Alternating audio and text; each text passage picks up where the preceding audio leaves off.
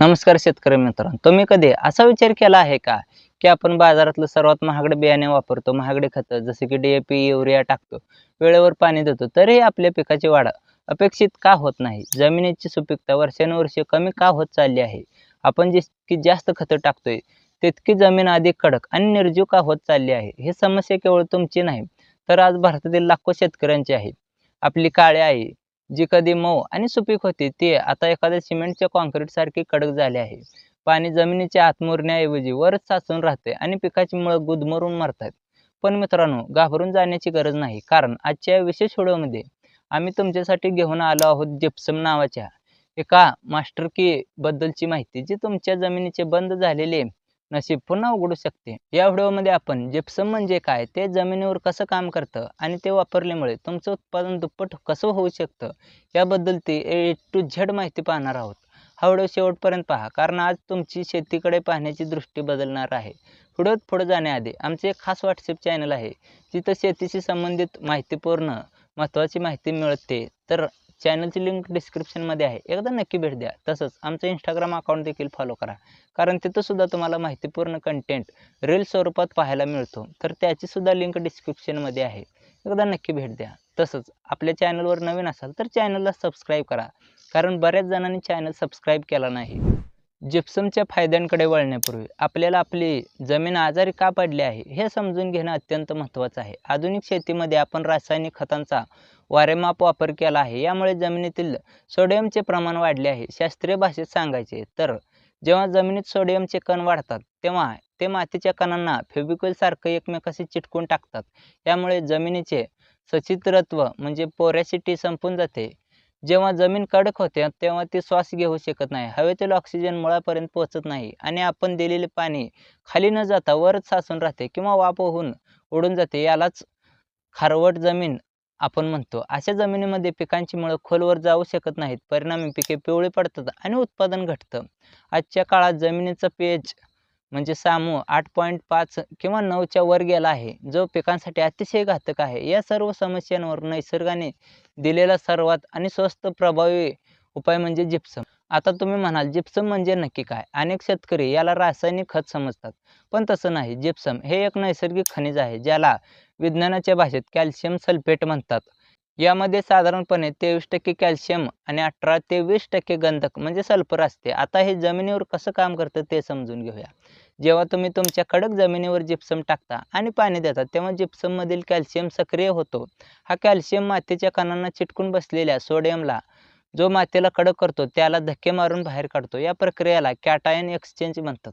Sodium बाहेर पडल्यामुळे मातीचे कण एकमेकांपासून वेगळे होतात आणि माती पुन्हा भुसभुशीत होते. जणू काही जिप्सम तुमच्या जमिनीचे अँजिओप्लास्टी करतं, जेणेकरून जमिनीच्या बंद नसा पुन्हा मोकळ्या होतात. त्यामुळे जमिनीची पाणी धरून ठेवण्याची क्षमता वाढते आणि हवा खेळती राहते. जिप्समचं काम केवळ जमीन सुधारणे इतकंच नाही, तर पिकांसाठी एक उत्तम टॉनिक सुद्धा आहे. आपण नेहमी नत्र म्हणजे नायट्रोजन, स्फुरद म्हणजे फॉस्फरस आणि पालाश म्हणजे पोटॅश यांच्या मागे लागतो, पण पिकासाठी कॅल्शियम आणि सल्फर हे देखील तितकेच महत्त्वाचे आहेत.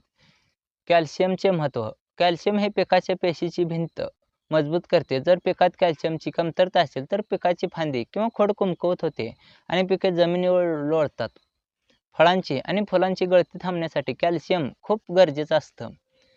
सल्फर हे 4थ्या क्रमांकाचे सर्वात महत्त्वाचे अन्नद्रव्य मानले जाते. पिकामधील प्रथिनांचे प्रमाण वाढवण्यासाठी सल्फरच मदत करते. विशेषतः तेलबिया पिकांमध्ये तेलाचे प्रमाण वाढवण्यासाठी सल्फरची भूमिका मोलाची असते. तसेच सल्फर हे नैसर्गिक बुरशीनाशक म्हणून देखील कार्य करते, ज्यामुळे मुळांना लागणारी बुरशी थांबवली आणि रोखली जाते.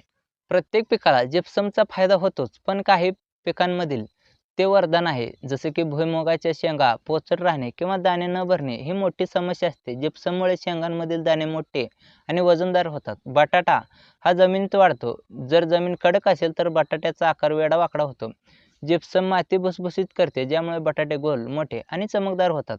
लसूण आणि कांद्याचा तिखटपणा आणि त्याची साठवणूक क्षमता वाढवण्यासाठी सल्फरची गरज असते, जी जिप्सममधून मिळते. गहू आणि भात पिकाला जास्त फुटवे येण्यासाठी आणि दाण्याला चकाकी येण्यासाठी जिप्समच मदत करते. सोयाबीन व मोहरी या पिकांमधील तेलाची टक्केवारी 2 ते 3% वाढवते, ज्यामुळे शेतकऱ्याला बाजारभाव जास्त मिळतो. आता जिप्सम टाकण्याची वेळ सांगतो. जिप्सम टाकण्याची सर्वात योग्य वेळ म्हणजे पेरणीपूर्वीची मशागत.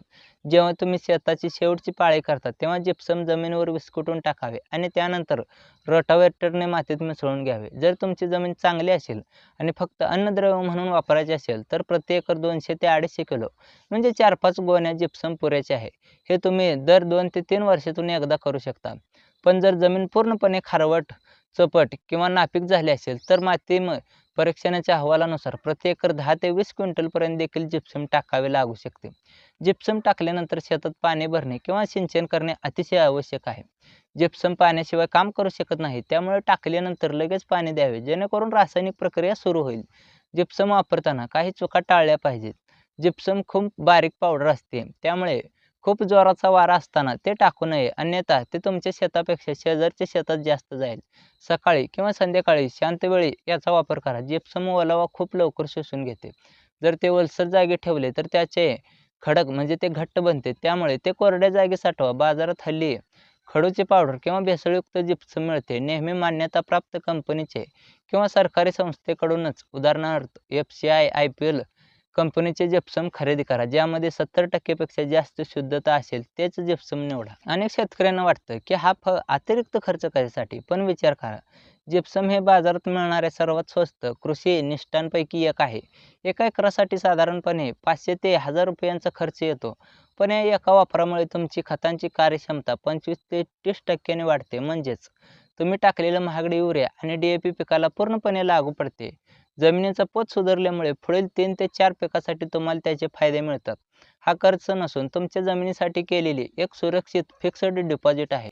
तर शेतकरी मित्रांनो, आज आपण पाहिले की जिप्सम हे केवळ माती सुधारक नाही, तर आपल्या शेतीच्या शाश्वत प्रगतीचा आधार आहे. आपली जमीन ही आपली संपत्ती आहे, तिचे रक्षण करणे ही आपली जबाबदारी आहे.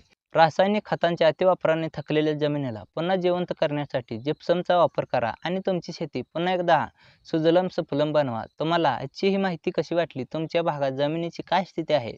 कमेंटमध्ये नक्की सांगा. ही माहिती जास्तीत जास्त बांधवांपर्यंत पोहोचवण्यासाठी व्हिडिओला लाईक करा आणि शेअर करा. अशाच नवीन आणि वैज्ञानिक माहितीसाठी आमच्या चॅनलला सबस्क्राईब करायला विसरू नका. पुन्हा भेटू अशाच एका महत्त्वाच्या विषयावर. तोपर्यंत आपली काळजी घ्या, शेतीची देखील काळजी घ्या.